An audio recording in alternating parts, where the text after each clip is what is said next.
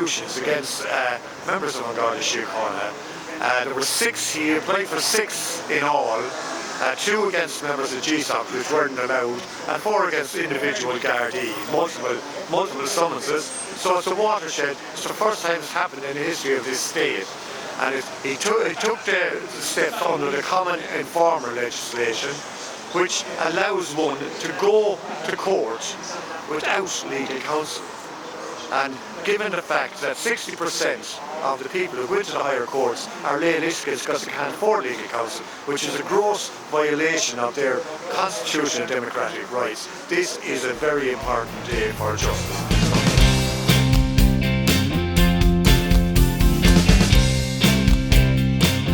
Okay folks, well, I'm glad to say at last, after nearly a year of trying, we have gotten ourselves several summonses issued against some members of the Garda Síochána whom we allege committed assaults on us and then acts of criminal damage, in that they deleted evidence of the assaults unlawfully afterwards.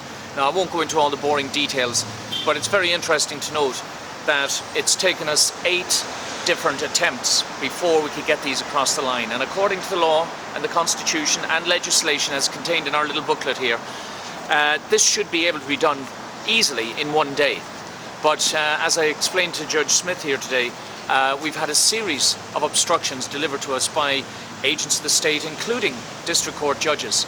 And we've lodged complaints, of course, but it seems they have no answer to this.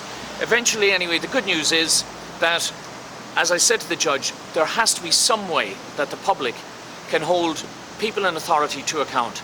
We're paying them a small fortune to supposedly uphold the law and the Constitution.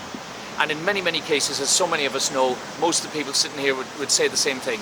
We're being desperately let down and in many cases abused and taken advantage of and exploited. So I will be issuing these summonses. This court date has been returned to November the 9th. It won't be a full hearing.